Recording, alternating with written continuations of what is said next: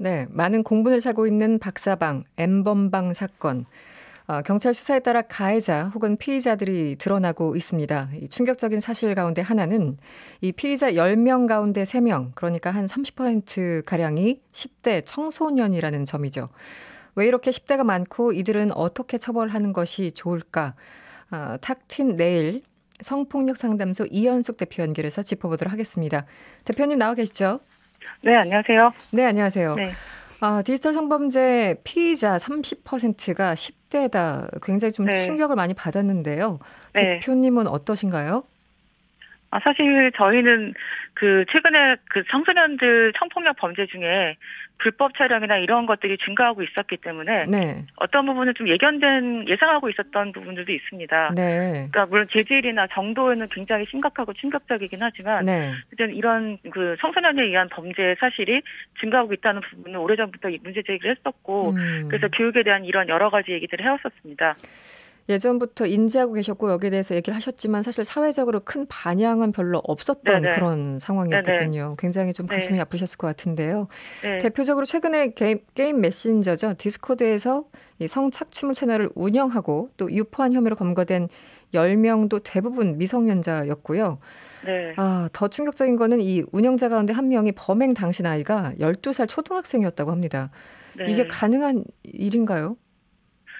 충분히 가능하죠. 왜냐하면 디스코드라고 하는 프로그램은 네, 요즘 이제 게임할 때 그런 게임하면서 채팅을 많이 하는데 네, 그때 많이 쓰는 프로그램이고 네. 아마 게임을 즐겨하는 사람들은 대부분 다 디스코드를 쓸 가능성이 높고요. 음. 그리고 온라인이란 공간 자체가 사적으로 어떤 얘기를 주고받은 공간 자체가 언제든지 이런 범죄를 할 수도 있고 그거를 배울 수도 있는 그런 공간이기 때문에 네. 특히 나이가 어릴수록 그런 사실들을 접촉했을 때 그게 어떤 의미인지 해석하거나 그러는 것이 좀 부족하기 때문에 그냥 네. 재미 삼아서 별 생각 없이 그냥 따라 해볼 가능성이 굉장히 높은 거죠. 그래서 초등학교 학생들 중에도 최근에는 이런 사건들을 일으키는 경우들이 뭐 드물긴 하지만 계속 발견되고 있습니다. 네. 오히려 여기에 대해서 문제의식이나 죄책감 뭐 이런 것들에 대해서 인지를 못하니까 더 어린 나이일수록 그냥 호기심에 빠져 들어가는 경우도 있다, 간혹. 네. 네, 아까 말씀하신 것처럼 10대 청소년들이 많이 있다는 거는 뭐 인지를 하셨는데요. 이렇게 네, 초등학생부터 나이가 그러니까 연령대가 어려지는 추세라고 할까요? 이게 네. 언제부터 이렇게 좀 폭증했다고 보고 계십니까? 저희가 볼 때는 최소한 4, 5년은 된 것 같아요. 아, 그래요? 네. 네, 그리고 이게 뭐 여러 가지 원인들도 있겠지만 어쨌든 인터넷 환경하고 무관하지 않은 것 같고요. 네. 또 아이들이 경험하는 인터넷 속의 성문화 이런 것들도 굉장히 큰 영향을 미치고 있는 것 같습니다. 부모님 입장에서는 사실 네, 자녀들이 스마트폰으로 뭐 컴퓨터로 뭘 하는지 사실 다 일일이 체크하기가 참 어렵잖아요. 그렇죠. 네, 단속하기도 어렵고 내 아이는 그런 일을 안 할 거야라고 또 믿고 계신 분도 참 많을 것 같은데요. 네. 이거 방법이 있습니까? 그래서 어릴 때부터 가정에서도 그렇고 학교에서도 그렇고 이런 얘기들을 많이 나눠주시면 좋을 것 같아요. 온라인이라는 네, 것이 굉장히 편리하고 즐거움을 주는 공간이기도 하지만 네, 온라인 너머에 사람이 있다라는 것에 대해서 음, 인권에 대해서도 아이들이 알아야 될 것이고 네, 그리고 어떤 인터넷에서 많이 보는 성표물이 대부분 다 성범죄를 묘사한 것들이고 실제 성하고는 굉장히 다르다라는 부분들. 네, 그리고 또 온라인에서 누구를 만나는지에 대해서도 가급적이면 부모랑 공유를 하면 좋겠고 음, 어떤 게임을 하거나 온라인을 이용하는 과정에서 불편한 감정이 들었거나 좀 이상하다 이게 뭐지 이렇게 궁금한 의문사항이 들었을 때는 언제든지 얘기를 해줬으면 좋겠고 그리고 네. 또 부모한테 이야기하지 않고 개인 정보를 요구하거나 만나자고 하거나 뭐 선물을 주거나 이런 것들이 되게 위험한 행동일 수 있기 때문에 그런 경우에는 반드시 보호자한테 알리도록 하고 그리고 만약에 보호자한테 알리겠다, 사적인 메신저 주고받는 거를 네, 보호자한테 알리겠다고 했을 때 그거를 거절한다라고 한다면 그 사람이 어떤 의도로 접근했는지 상당히 그 의도를 의심할 만하기 때문에 네. 어떤 상황이 위험한 상황인지 이런 것들을 충분히 아이들이 알게 하고 또 이런 것을 재미삼아서 하는 것이 또 타인한테 어떤 권리를 침해할 수 있는지 그 사람의 인생에 어떤 피해를 줄 수 있는지에 대해서 아이들이 인지할 수 있도록 자주 얘기를 나눠주시면 좋을 것 같아요. 네. 네, 참 이론상은 알겠는데 이게 네, 커뮤니케이션이 잘 안 되는 경우도 있기 때문에 네, 4719번님이 문자 주셨는데요. 대표님이 네, 만나보신 10대 청소년들이 네. 범죄라고 생각을 하는지 죄의식은 있는지 실제 만나보셨을 것 같은데요. 많은 10대 청소년들. 어떤 그 얘기를 하나요? 네, 죄의식이 있는 경우도 있고 없는 경우도 많은데 없는 경우는 이제 남들이 다 하니까 제도했고 그리고 아니면은 이제 그 피해자가 원래 좀 그런 애예요 이런 식으로 하면서 네. 그래서 이것이 그냥 이렇게 포르노 중에 하나라고 생각을 하니까 서로 좋았을 것이다. 그게 그다지 피해가 없을 것이라고 생각을 하는 경향들이 있어요. 그다음에 이제 프로그램 하고 이제 피해자가 어떤 상황이었었는지 피해자가 어떻게 심리적으로 힘들었을 것인지 이런 것을 하게 되면 되게 미안해하기도 하고 네. 공감하기도 하는데. 그렇지 않고 처음에는 그냥 놀이처럼 같이 즐기는 그런 놀이처럼 인식하는 경우들도 상당히 많이 있어요. 네. 이 교육이 어쨌든 중요한데 네. 이게 미성년 피해자들이 워낙 늘어나고 있고 또 범죄 양상도 네. 워낙 심각해지다 보니까요. 네. 충격적일 정도로 이 성인에 준하는 처벌이나 신상 공개를 하라 이런 목소리가 높아지고 네. 있습니다. 그런데 뭐 당국에서는 미성년자이기 때문에 신상 공개 등등 안 된다는 입장을 고수하고 있죠. 네. 어떤 법률적인 그 어떤 보수성이 있을 텐데 이 점은 네. 어떻게 보십니까? 우선은 이 아이들의 죄의 질은 굉장히 나쁘지만 네. 그 아이들이 그런 행동을 하게 된 것은 어른들의 책임은 없는가, 사회의 책임은 없는가에 대해서 일단 생각을 해봐야 될 것 같고요. 네. 그리고 필요에 따르면 이제 필요하면은 강한 처벌을 할 수도 있는데, 이제 중요한 것은 그 처벌의 목적이 무엇이냐는 거죠. 네네.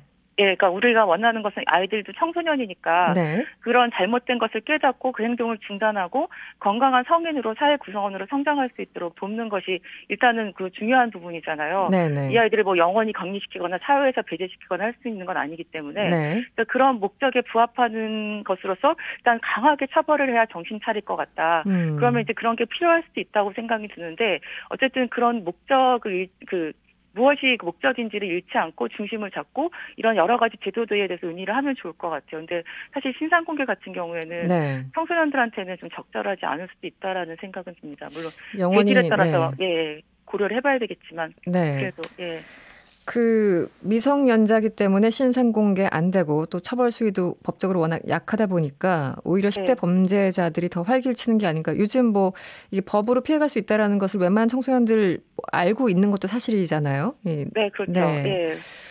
그래서 네. 그런 부분들이 일단은 그 법에 정해져 있는 대로만 잘 처벌을 해도 되고, 그리고 또 이제 고등학생이나 그 청소년들 같은 경우에는 사건이 굉장히 심각하면 그 소년 사건이 아니라 형사 사건으로 다룰 수 있기 때문에 네. 얼마든지 현재 그 법에서 정해진 대로 처벌이 가능해. 물론 촉법소년 같은 경우에는 좀 다를 수 있고, 그렇죠. 그 촉법소년의 연령이 좀 낮아질 필요는 있을 것 같은데, 그렇지 않고 이제 형을 어떻게 이걸 감정적으로 대응할 문제는 아닌 것 같고요. 네네. 어쨌든 우리가 어떤 것이 아동의 최상의 이익인가에는 그 가해 행동을 한 폭력 행동은 아이들도 포함이 된다는 생각이 들고 물론 거기서의 최상의 이익은 이 아이들이 행동을 멈추는 거겠죠. 네. 그리고 잘 성장할 수 돕는 것인데 그런 것에 어떤 것이 더 적절한 방법인가에 대해서는 더 많은 고민들과 연구가 좀 필요한 것 같습니다.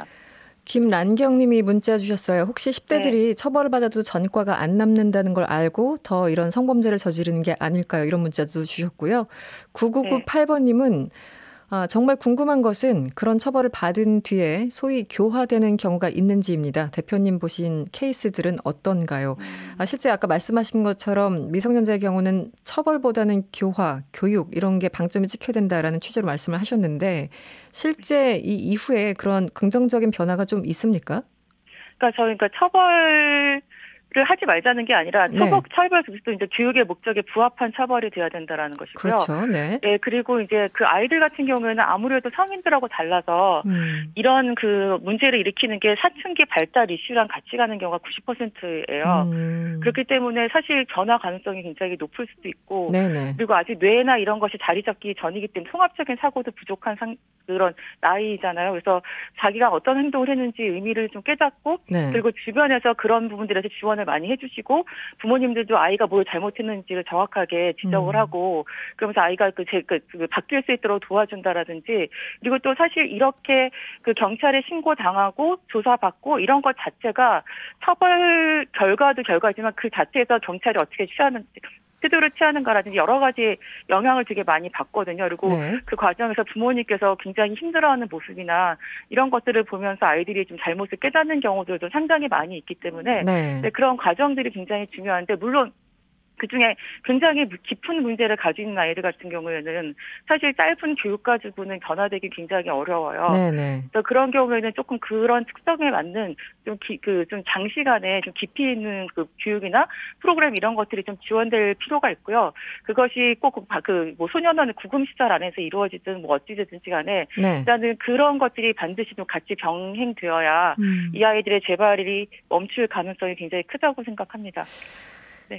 이게 너무 은밀하게 이루어지고 사실 이제 적발하는 네. 것도 쉽지 않다 보니까 범인을 네. 잡기 위해서는 위장 수사, 뭐 이른바 함정 네. 수사 이런 것들이 필요한 네네. 것이 아닌가 지적하시는 네. 분들이 있는데요. 어떠십니까? 네. 저희는 당연히 위장 수사가 돼야 된다고 생각합니다. 왜냐하면 이게 이제 그 범죄가 일어난 상태에 개입하는 건 이미 늦어요.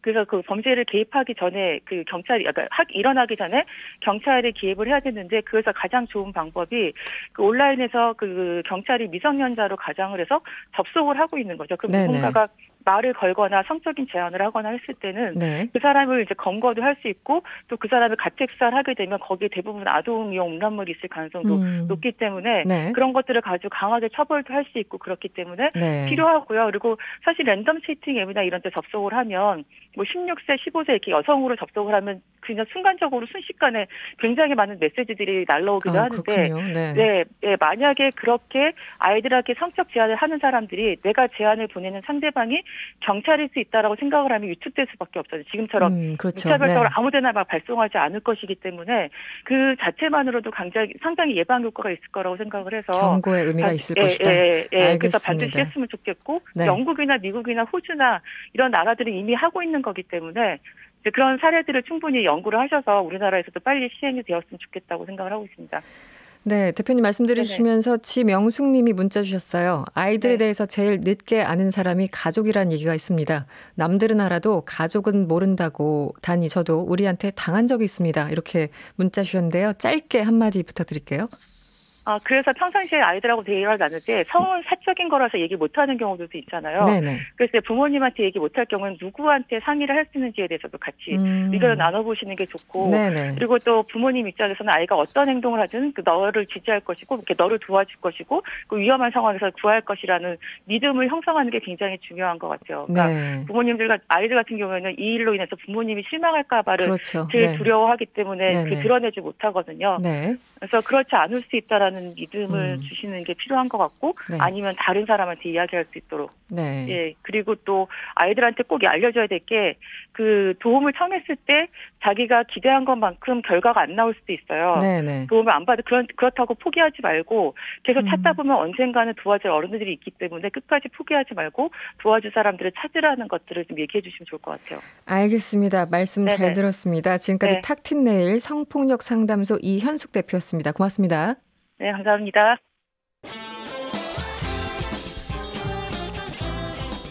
여러분의 퇴근길을 꽉 채워드립니다. 평일 저녁 6시 5분 이승원의 세계는 그리고 우리는